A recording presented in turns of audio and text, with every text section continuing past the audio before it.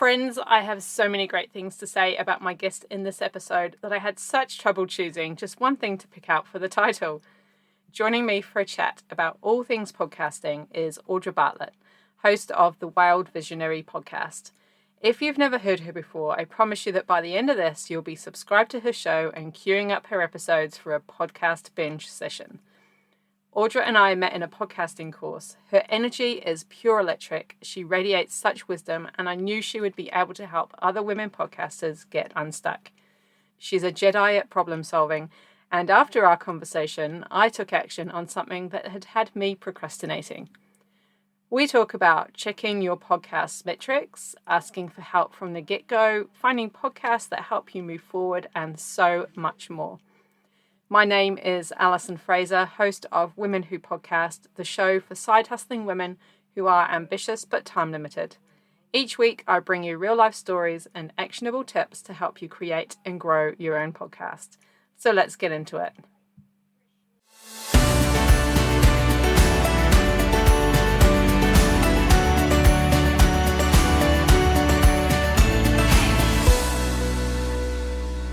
Welcome on, Audra.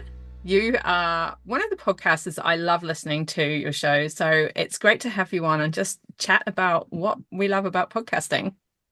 Yeah, well, thanks for having me. Absolutely. It was the beginning of 2023, and I had just decided that I was interested. I listened to a ton of podcasts. I was obsessed with them, and I just wanted to start a podcast for creative purposes. I didn't have any sort of intention other than to see how I was able to develop, learn about myself. I would say a lot of 2023 for me, actually, personally, was about inner work. It was one of what I consider to be one of the hardest years for me in terms of that. Like nothing external specifically. I mean, there's always stressors, like in all of our lives, we all have stressors and things, but there wasn't a specific thing. It was more that like I felt like I excavated and worked through trauma. And at the beginning, I was really trying to find my voice.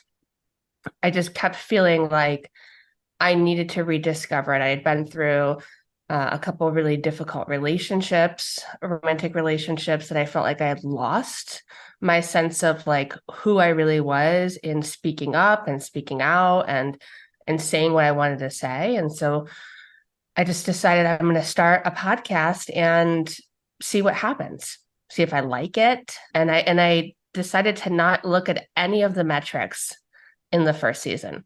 I didn't want to look at how many people listened to it or how many downloads I had. I was not concerned because the whole purpose for me was just to be able to hear myself. And I always believe that when we open the door for something like that, we invite the synchronicities in the universe. And I had been at a networking event for the local chamber and was talking to a woman who was part of one of the colleges here, and she knew people and who wanted to intern who were seniors. And so I said, you know what? I'm starting this podcast. Is there any ways you can connect me with somebody that might be interested in helping me? And she said, okay, like tell me a little bit about what you want to do and what you want to name it. And I'll send an email out and see if anybody responds. And this amazing guy responded, Connor. And for any of my listeners, I often talk to Connor or say something to Connor in my episodes or talk about maybe how annoyed he is with me or whatever it happens to be. Connor's often referenced because he's just been amazing. He came in as a senior, it was his last year, and he was just full of energy. We really clicked. And he did the first season, which was, we didn't know where it was going or what we were going to do. He did that whole first season as an intern, just helped me out because he wanted to develop himself and I wanted to develop myself. So we kind of got into this collaborative relationship where nobody was getting paid for this creative project. We were just here doing it and seeing what happened. And that whole first season was called Out of the Box Success. And I went into a lot of conversations about how there are these constraints that we create. There's different boxes that we create around ourselves and what the experience of getting out of it was. And the interesting part of it was the whole first season for me was me actually kind of getting out of the box, me actually kind of finding myself in the midst of this out of the box success. And at the end of the season, like I decided I'm going to take a little break. I'm going to kind of figure out what I want to do next. So I think I did 27 episodes in the first season. Mostly, I would say probably 17 of them were solo. And I think I did 10 interviews.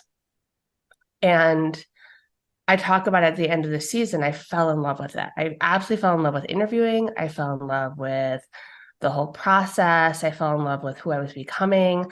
But I knew that season one was kind of me stepping out into this, like, like I'm kind of out, right? I'm kind of out there. And it was still me playing small a little bit. Even the name for me, even though, I liked the name, it still felt, I originally wanted, I don't know if I can swear on this podcast, but Go for it. I originally wanted to call it Fuck the Box. And I kind of shrunk away from that name and came up with something else. And then when I went into season two, I was like, you know what, I'm going to find something more aligned, which was the Wild Visionary. I have got, that's a great story for starters, Audra. I've got so many things to unpack from all those things that you just talked about. Firstly, what made you so obsessed with podcasts? What was it about them that got you into them? I don't remember exactly what, like, I remember there was one point that I had no idea what a podcast was.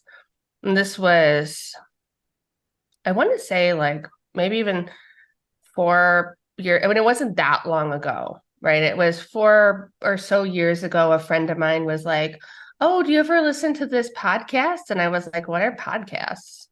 I was like, I have no clue what they were. And so they were like, "Oh, look, here's this app on your phone. And you can just, there was the Apple podcast app, and open it up and you can listen to things." And I'm like, "Oh, okay."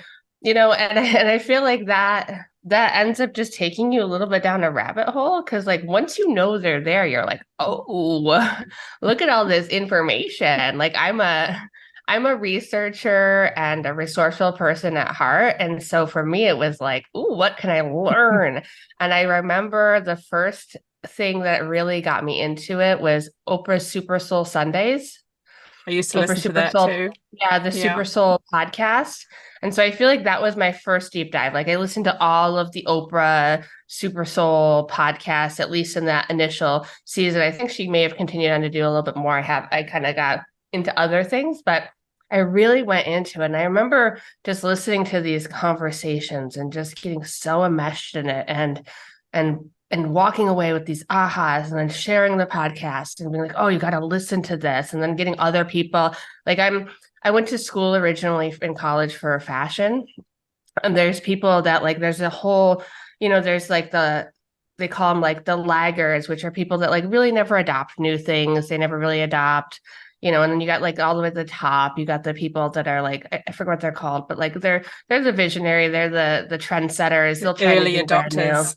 Early adopter. Yeah, thank you. I'm like, I forgot the word, but then like there's the kind of like the tastemakers, right? The people that like are higher up, but they're not like the first early adopters, but they're the ones that like they'll tell people. And that's always been me. Like I'll be like, "Oh, my new hairdresser." Everybody's like, I've gotten my roommate to go to my hairdresser. I'm like, "We'll tell everybody about my hairdresser." Like I'm like, "You got to go do this thing." So for me, it was just like wildfire. I'm like, "No, I'm going to send you this podcast. I'm going to send you this thing." And I think for me, it was just the fact that I had access to so many profound conversations, so much information, that the research nerd in me was like, "Ooh, what can I learn? What can I learn?" And that just, once you're in there, then you're like, it just keeps opening up. Then you're connecting to people's programs, and you're connecting to books that you've never heard of. And it just becomes this whole web of information that is much more personal. And I think that's the thing about it, because we have the World Wide Web, which is all the information, and we have social media, which is, kind of doctored according to certain algorithms. But then you have podcasts where you're like, "Ooh, what can I learn about my sleep?" And then you can deep dive into your sleep and find books and websites and all of it, right? So I think it's a much more curated personal experience to whatever you're interested in. I feel that you and I, Audra, are the same person, but in different hemispheres, because my experience with podcasts has been pretty much the same. Just I love to learn stuff, and that's probably one of my downfalls is that I'm always I want I'm that person who, when you're watching a film, what have I seen them in before? Oh, what have they been in before? Oh, Mm-hmm. was there a sequel to this? Who directed it? And I'm just the one that's on IMDb while Mm-hmm. while the TV's on in the background. But it's the same with podcasts. It's, oh, I really like this guest on this show. But I'm going to see what other podcasts they've been on, and then I find another show that I want to Mm-hmm. subscribe to. Are you the Yeah. same? Yeah, absolutely. I'm like, oh, I never heard of this person. What a great conversation. And you just end up deep diving, or you end up buying their book, or you end up, whatever it happens to be, like, or you found their podcast and you got to listen to that one. I I almost feel like I'm at this place that I consume so much. Now I'm actually much more curated to the conversations I now will listen to. Like I Mm. feel like I expanded so much from listening to so many different conversations. Now it's almost like I'm looking for the podcast that lead me to like a next level conversation. Yeah. Yes, Um, I got into podcasts, and the first one I listened to was 2008, but I did the bulk of my like going down rabbit holes. I think it would be about 2000, 2012, 2013, when my mhm, son was a baby and 1 year old, and doing lots of walks in the forest to try to get him to sleep and all that. mhm. But Yeah. yeah, I'm the same as you now. More discerning. I've subscribed to so many different shows, but then I'll look to see what the episodes are. There are some shows I listen to every single episode that Mhm, they publish, but others it's like, oh, I'm not quite interested in that topic. But mhm. oh, I'm really intrigued by your one with Jen Heller about saunas. That was so good. I loved that episode. Oh, thank you. Yeah, I think the thing that I really loved about the episode, and for people who are listening, it's about this woman who, she was carrying more weight around than she wanted to. And the conversation is less about weight loss. It's a little bit about weight loss, right? But it's about literally she was carrying around more weight. She was caring about toxicity in her body. She was carrying around a relationship. She ended up divorcing her husband, right? Businesses that aren't like it was like the whole picture. She took a steps to like lose weight, and then it like opened up all the ways that were heavy or weighing on her. It was a really cool episode. Yeah, and now I want to have a sauna, but I have Yeah, such a and small and house. now we all. Having a sauna is. I'm pretty sure I had her on because I desperately want a sauna, and that's like it's a little like dream of mine. I mean, it's a relatively attainable, but like where I live right now, I can't. It's like not practical for me to do it. But I'm like, yes, I want to be that girl with a sauna in her house. Yeah. Well, if your phone's nearby, it's probably picking this up, and your Facebook newsfeed will be like mine and full of ads of those sauna.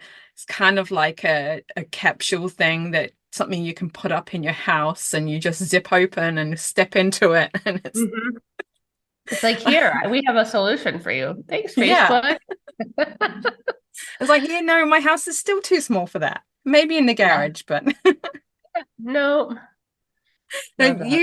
another thing you mentioned earlier was that you didn't check your metrics for your first season. And I know a lot of people, I think Buzzsprout put an email out about not checking any of your stats in for a whole month of February. And the thought of not checking my stats, I don't know, I'm just one of those people that always has to check these things. And maybe it is something that I should try doing, but was it just a conscious decision that you made? Were you ever tempted to see how your show was doing? No. Oddly enough, like all the other things that we check our metrics for, like social media, you're checking how many likes you got, or like I still barely ask, like, so Connor actually puts them on all of these things. I don't even have I mean, I can ask him for the passcode to Apple or whatever it happens to be, but like I don't even have the password right now to be able to go into it. I'm sure he's given it to me at some point. So I think that's part of it. Like, since I don't edit and put it up there, like I'm not on the platform doing it. So it's not right in front of my face. So it would take a little bit for me to actually go in and like figure it out. So I'll just ask him when I want to know, oh, like give me the metrics. I was actually thinking I haven't checked them in a little while and I need him to give me some sense of like what's been performing really well, what give, but I'm not, because up to this point, up until like this season, I wasn't concerned with I know was not concerned with. I knew people were listening, right? I knew some people were listening, and I knew it was reaching the people that it needed to, but I was less concerned about that and more concerned that like I was doing the inner work to make sure that, and I was perfecting my craft and I was listening to it and becoming a better interviewer and thinking of better questions and holding better space for the conversation, that if I ever want to monetize it and make it bigger, that I've perfected that versus being so concerned with, oh, how many people are listening? Is that enough? Because we can so fall into the enoughness trap. And we can look and say, oh, well, 15 people listened to that episode. That's not enough. But what if it is? What if that is the 15 people that desperately needed to hear that, and that episode impacted those 15 people's lives? It's the idea, I'm sure we've all heard this, but the idea of like, if the people that we listen to our episodes were all in the same room, even at 15, that's like a good bit of people. Like if 15 people were standing in front of you, you'd be like, wow, you're like, there's 15 people here. Like they all are here just to listen to me. If 100 people listen to it, 100 people in a room listening to you talk, like literally they're just listening to you talk. Like how cool is that? How cool is it that like anybody out there is listening to me talk? And I recognize that the only point to which I need to be concerned with it is when I am turning it into more of a business. And I haven't had the full space because I've had a couple other businesses going, some of which are starting to wind down, some of which I'm consciously choosing to end. And I want to put more of my time and energy into podcasting and see how I can grow it and have it become a business and reach more people. But I had to respect that, like, my energy and my space couldn't go into spending a ton of time being concerned with that and growing it. It had to be kind of put on reserve and grow holistically until I had the space to really go all in on it. And that's coming, friends, that's coming. But I didn't want that to be, how do I put this? I didn't want that energy, because I'm very much like my clients, the people I coach, I'm very much about the energy behind your business. I didn't want the energy of the metrics and the performance of it to affect how I was showing up. I didn't want me to start to curate, because we can sometimes subconsciously start to curate what we're doing because we think it'll get more listeners or it'll be performing better. And so we're chasing the metric, or we're chasing the performance, or we're chasing that versus chasing our own personal, growth and how we're being. And I really believe that when we are just allowing ourselves to be in that creative freedom and that space, that's where the true growth comes from, whether listeners, whether monetarily or whether just like internally for our soul. That is so good. And thanks for sharing all your reasons for that, because yeah, I think I am going to have to stop checking, because it isn't doing me any good, is it, really? I think I'm just in that habit. I was like, oh, let's see how many downloads it's got. It doesn't actually really matter, because as you say, the people that need to hear it are finding it and listening to it. And the episodes are going to stay up there for as long as I've got this podcast and, well, keep it up on the platform. So there might be, 1,000 people down the track that will find an episode that came out 3 years before or whatever. Mhm.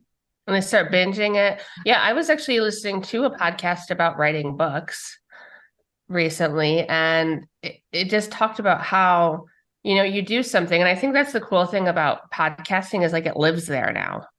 It now exists there, and people can look back on it, or it could become one of your episodes could become real popular years from now. And the same thing with books. Like you write it, you put it out there, and sometimes people don't even get notoriety for years. Like they have this book, they wrote it, they just like it sold whatever 500 copies, nobody's really interested in it, and then all of a sudden it like 3 years later everybody's reading that book. Yeah. And I think that really comes from the fact that like you show up in that moment, being present with what you're creating.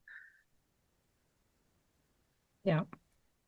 And having Connor as your intern initially, that's also been, I guess, and you said you asked for help. Well, you were talking at your local chamber and you got talking as to what help or what you might need. I think Mhm. that number one, asking for help or at least telling people what you're doing and what you might need help with. But secondly, Connor has been that, I'm not going to say a barrier, but he's kind of like a gatekeeper for you so you do keep doing the work that you need to do and not get hung up on all those other things because that's kind of his job to look Mhm. after it. Yeah. Yeah. Thanks, Connor. He's he is my gatekeeper because I just, unless I ask him, he doesn't tell me. Like if I told him to give me the metrics every single week, or if I told him like this is what I need, he would do it, but I haven't and I don't. Uh, I'm grateful for that because it just gives me a little bit of space for it. And I also, a lot of people get hung up on the tech part, and I'm grateful that I didn't really have to. I mean, there's still some, like, don't get me wrong, there was still a lot of learning curve to do this. My first several episodes, my mom's listened to pretty much every episode I've ever done. Love my mom.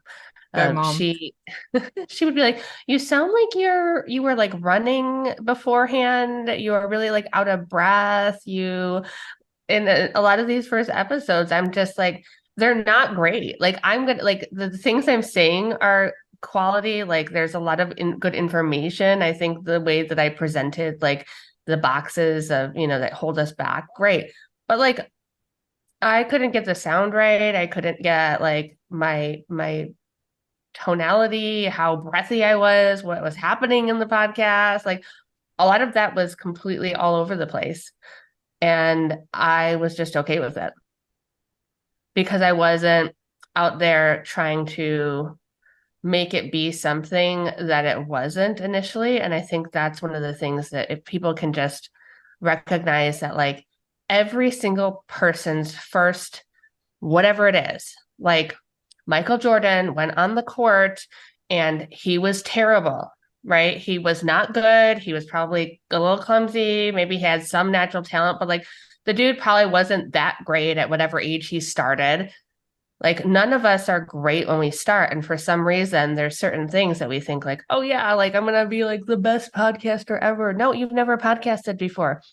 Literally don't know how, like, I thought I was going to have no problem at all. I was like, I can talk to anybody. I can talk all day. It's going to be amazing. And I was like, oh, this is like really, this is not what, like in my head and what I'm hearing, not quite the same. But it's just practice. Like, just start talking into a microphone and put it It's out like your there. first, it's just like your first pancake. Mm-hmm. You know, when you're making pancakes, the first one's always the worst, but The the bad podcast is not pancake. as Oh my God. yeah. So it was this funny, a little bit about the bad pancake. Like my girlfriends talk about like when you go on dates, like a lot of times like you have to have your bad pancakes. Like you go out and like you go back in dating, right? And you have to go out on like a first couple dates that are like at least one is going to be a bad pancake, right? There's going to be a couple bad pancakes. And you just have to like, how are you going to make good pancakes? Well, you got to do a bad pancake first.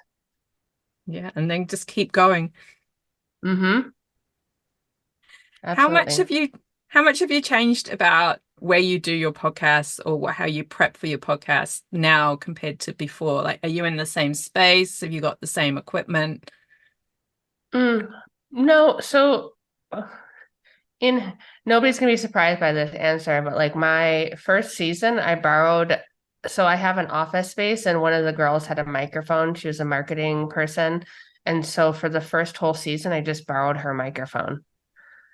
Was like, oh, this is a pretty good setup. Can I just borrow your microphone? And so I would just go down, either record it in her office or like pull it up to my office, and I would just use her microphone. And like I was completely non-committal yet. Like I hadn't even bought my own microphone.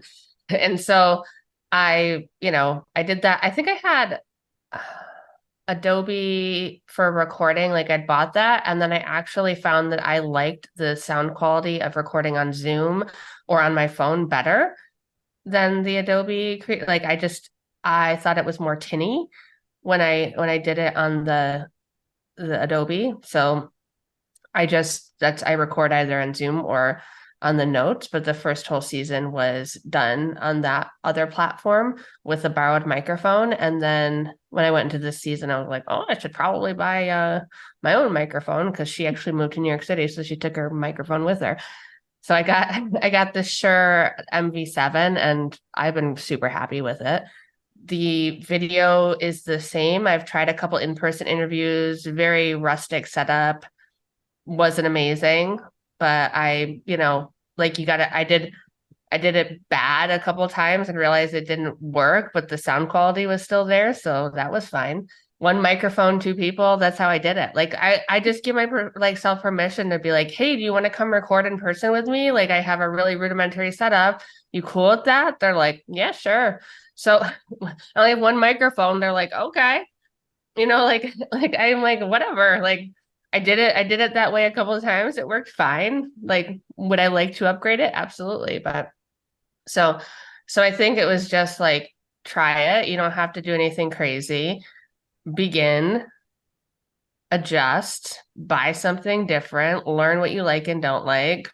That's it. Like, so where I record in my office, but I think they have enough tools now to get rid of background noise for the most part. Yeah. And does your mum still say that you sound like you've been out for a run or something? No, I've gotten better about my very breathy, very like I was like trying to like race through it or something. I think I was so nervous. I was just like, like like, yeah, breathe. I gotta get all this information out right now. I feel like I'm a lot more relaxed when I do it. And with interviews, so I did, we were both in this podcasting class together, and they suggested that we do interviews first, but I did like the complete opposite. I did all these solo episodes first. And when I did do the interviews, I prepared a lot more in the first season than I do now.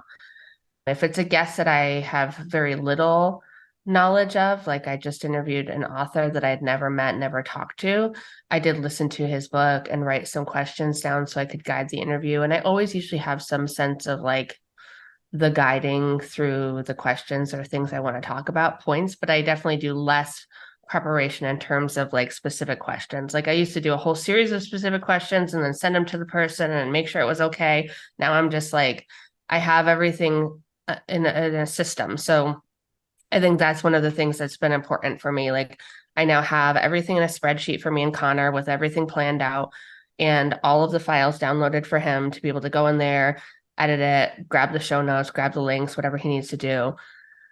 And then I have everything set up through my Calendly link, which is the calendar app. Someone goes in, they book on Calendly. It will then send them an email after they book with a link to my website, which has all the information about the podcast, and then a link for a Google Sheet, which they can fill out all the information that I need. And then after the interview, it'll send them an email to like thank them and let them know where they can find the podcast on. So I've done systems to make it easier for me. So really, Yeah. I mean, and really the systems are there because that allows me to not think about the things that I don't like, which is anything to do with administrative stuff. Like if it's administrative, I will delay doing that for eons and eons. Like I hate administrative stuff. But it takes care of the administrative stuff by having those systems.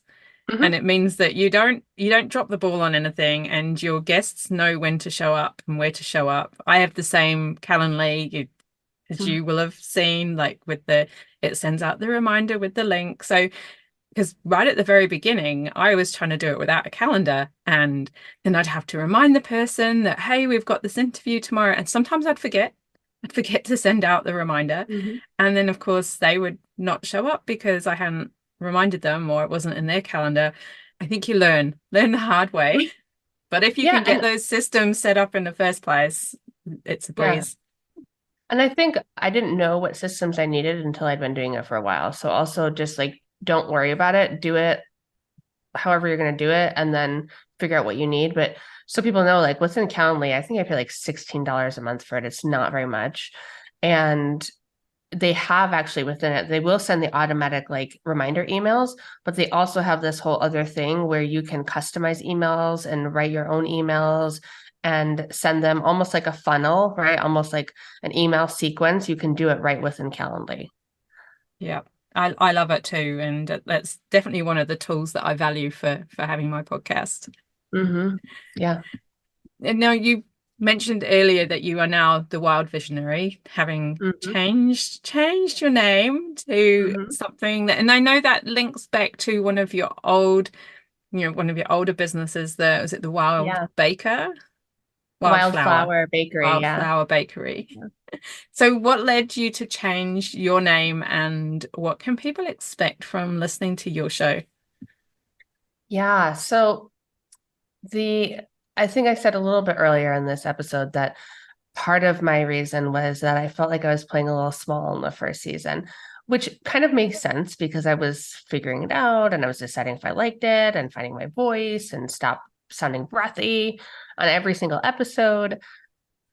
And I just realized I'd taken the break from doing the podcast and I had started doing the podcasting class. And I just decided, and I was going to start my second season right in September, but I joined the podcasting class and I was like, let me just let marinate on this and see where it goes. Let me see what I learn, how I want to evolve this.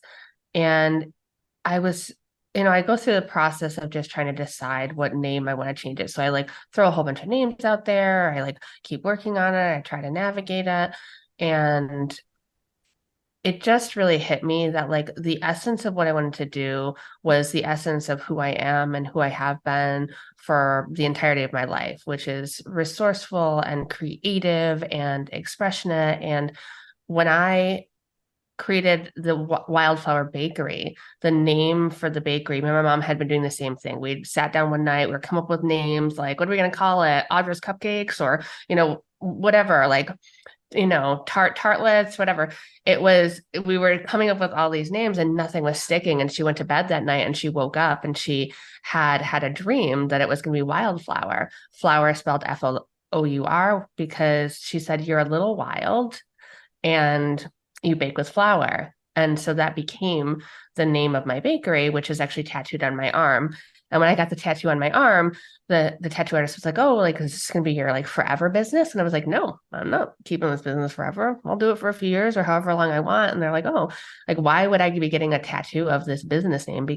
But that business really, if you guys listen, I talk about some of this stuff. It's like that business really saved me. It like made me know that I was capable of being a business owner, that I was capable of being more than what I was doing and who I was. And who I was like a single mom who had left a really toxic relationship and didn't know how to find sense of self anymore. And she didn't believe in herself. And so being able to open the bakery was allowing me to believe in myself. And so this is kind of like the next level to that. This is me being the wild visionary because I am always and forever and will ever be wild. And I believe that we should all return to like that wild sense of self to begin with, right? We should like, untame ourselves. We should allow that like free expression. We should recognize that like the child essence, the person that we were unencumbered in childhood is a big clue to who we can be now. after we've been piled on with all the bullshit that society tells us, like, you should do this and you should look like that. Like, I've given myself permission to live my life however the fuck I want to. Like, I show up how I want to, I dress how I want to, I I've done all sorts of different businesses and careers and things. And even though some people be like, oh, you should just stick with one thing, or they disapprove and, they don't like that I want to move here. I want to do this. I've moved over 20 times in my adult life into different apartments, and I've lived in, you know, 5 different cities, and, I may move again. Who knows? Like, I just, there, for me, there is no limit to, I'm not going to say no because somebody thinks it's not the appropriate thing to do. And the visionary part is, I can see, and we all can see, if we give ourselves permission to, the vision for something bigger and grander and larger and different for our lives. And so it's kind of that combination.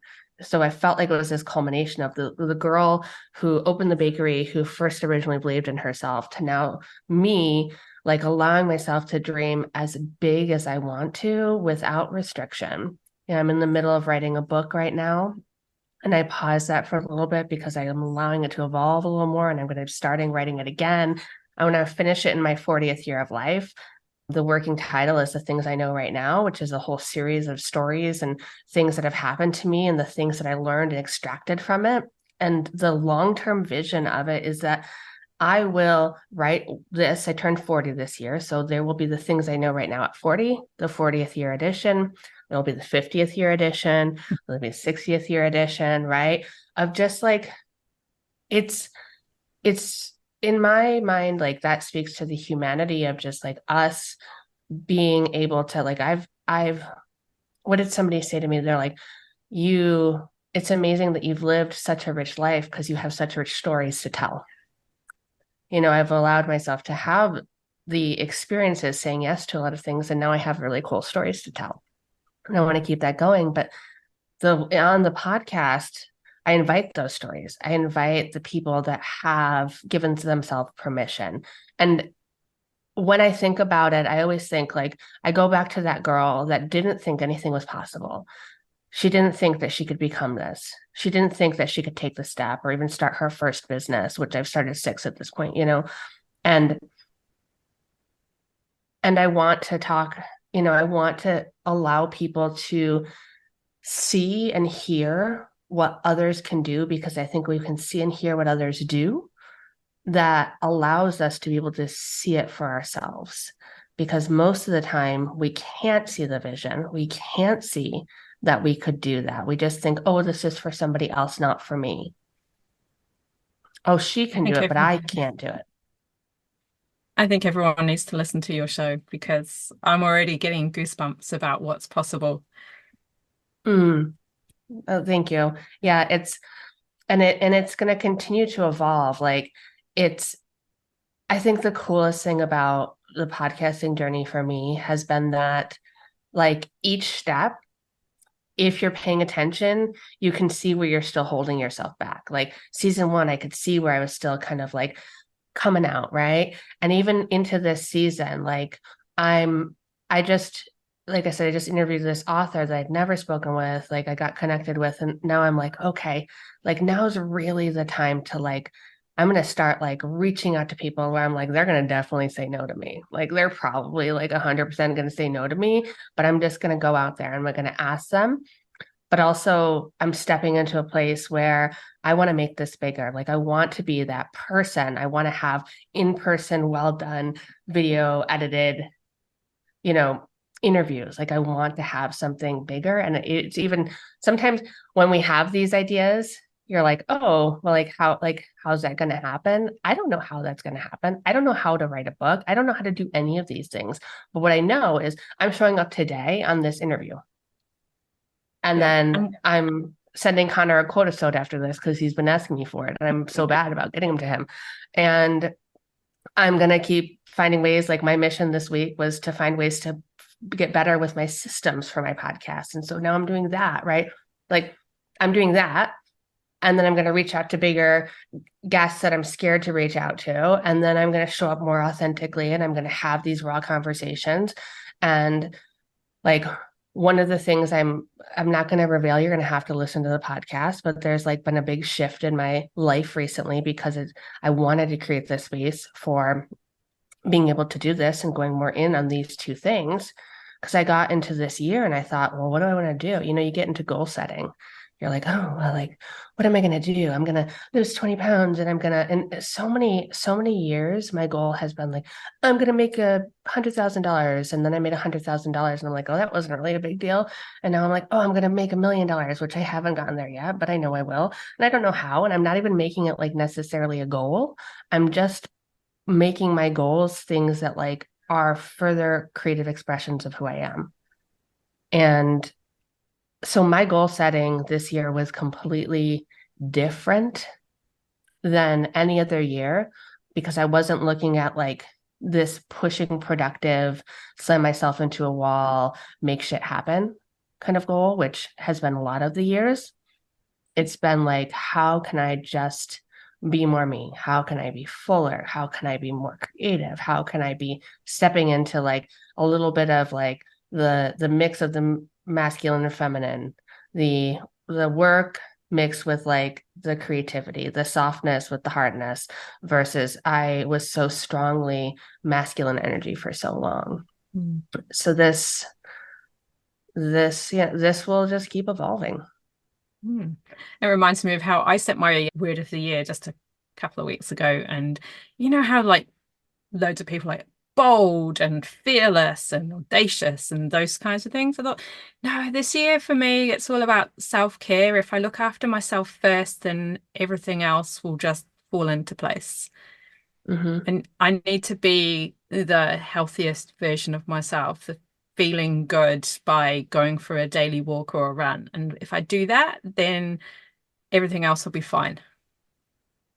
Yeah, I completely agree with you. And it's anybody who's been doing the work for a long time, like personal development, self-development, therapy, etc., you go through so many different phases. And I feel like I was in this, like, I went so hard and then I went so soft, right? Because it was like this, like, rubber band snapback effect. I was like, I just push myself and slam myself into the ground. And then I'm like, I can't do anything. Like, I literally was like frozen for a little while. I was like, the only thing I knew was to like start the self-care, was to like take a bath, was to take care of my body, was to go do the workout. I have workout pants on right now. You can't see them. I look very professional up top, but this is actually, I'm going for a workout after this, right? I knew that like I had gone so hard that I had to go like, I went really soft and now I'm finding the mix in between. I'm finding the way to have the structure. And I had created this goal setting that I called Form and Flow for this year, which I'd offer to clients. It's still available if somebody wanted it, but it's essentially that, right? We can create the form, we can create the structure that holds us, support us, almost like the glass for the water, but we allow ourselves to be like the flow in between. And that's where I think a lot of it has gone wrong. We can't just be the water exclusively, right? Because then we don't even have a path. Like we're in the ocean and we're wandering around, and so it's like we can't go so soft life that we have no form or structure to what we're doing, but we can't be so rigid that it doesn't allow for that creativity. So how do we find that balance between the two? How do we take care of ourselves? How do we do the best? How do we take a walk in nature without like becoming the person, which I became that person that was like, I'm not working. Like I literally probably I did the most minimal work, like minimal, like bare minimal, like function level work for like over like probably a year, maybe even over a year. Like people are like, oh, and people had this illusion that I was like working so hard. I'm like, I took a nap for 3 hours in the middle of this day. Like I had gone to freeze so hard that I was like, I think the next step, even though like I at one point I was like, I don't really have the money to do trauma therapy. I'm like, but the only thing I know to do right now is I have to do trauma therapy because I have to get out of freeze. Like I have to get out of this like non-functional freeze state. Like I have to start working again. I wanted to work again, but it was like I was like so much the ocean, and I was just like rolling along. I was like, I don't know what to do. So it's like I found that structure. And so the the goals, right, look different. The goals look like growing the podcast. The goals look like writing this book. The goals look like, the self-care habits that I have. And that doesn't take my mind or eye off, like, of other things going on too. It doesn't take my mind or eye off the money or the business structure. But there's so much conversation about like the performance required to make the money, but like when you make the money, it's really not very exciting. Like money in itself is not actually very exciting. That's what you can do with it, I guess. Yeah, it's what you can do with it. It's how it supports you. It's how it's supporting the life that you want and the experiences that you want. Like you can accumulate a bunch of money, and I've talked to people like this. You can accumulate a ton of money, but not give yourself permission to spend any of it. You can accumulate a bunch of it, but have a bad relationship and throw it all away into superfluous things. Like money is just an amplifier of who we are. And if we're chasing it, like what are we really chasing? I think that's a whole topic for another day, Audra, because we could be chatting for another hour about money and abundance and all that. But before we wrap up for today, I always like to find out from my guests what they would share to new podcasters, what advice they would give from what you have learned yourself. I think we're all not going to be surprised by just like doing it messy. Do not check your metrics initially. Do not do it. Just ignore them. Don't pay attention. It doesn't matter. If it's just your mom listening, sweet, love on your mom. Tell her thank you. Tell her to share the episode, right? Like, like just know that like this is it. Like the podcasting journey is about you extracting who you are at your core, your essence, your authenticity. And just like in life, how we have different phases and chapters and levels of exploration, or something happens or stresses us out and something else comes out of us, that's what this allows you to do. If you allow it to be a space for you to discover your voice and become more of yourself and discover what you like and don't like, let it be that. Let it just be that. And then also, don't give a fuck what anybody says you're supposed to do for your podcast. Like I decided to have a season and then stop for 3 months and then start another season. And people are like, well, how did you decide on how long to do a season? Like I literally just woke up and was like, you know what? I need a break from podcasting. I'm going to take a little break and I'm going to come back. And I'm going to do that when I want to.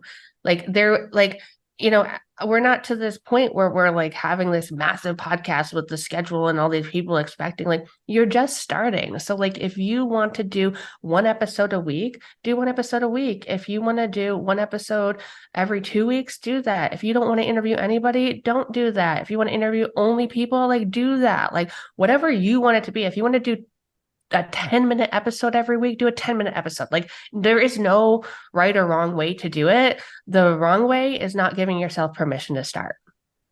Yes, I agree with that 100%. So thank you for sharing that, Audra.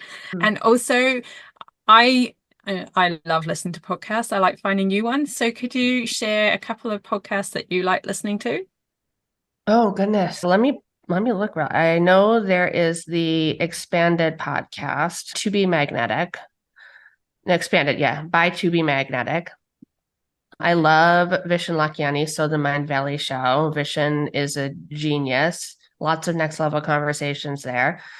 Yeah, I would say those two are probably the biggest ones that I listen to right now.